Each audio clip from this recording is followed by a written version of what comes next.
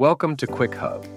In this video, we'll show you how to use AI to generate social media posts in Quick Social, making it faster and easier to create engaging content for all your platforms. Start by opening QuickHub and click on Quick Social from the main dashboard. Next, open the Quick Social dashboard page. Click on Create Post to begin. Now click Generate Post to use AI for content creation. Type a short prompt or idea in the text box.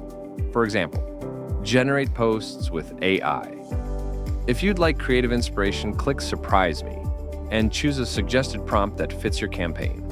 Then select how many variations you want the AI to generate and click Generate Post to see the results.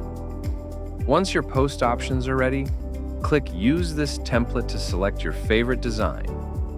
Next, enter your post caption, something catchy that complements your visuals. If you'd like a fresh option, click Regenerate or click Suggested Caption Insert to automatically add an AI recommended caption.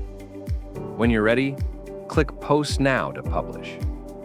QuickHub will automatically post your content across your connected social platforms.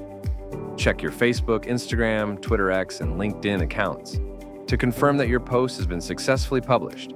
And that's it! You've successfully created and published an AI-generated post in Quick Social.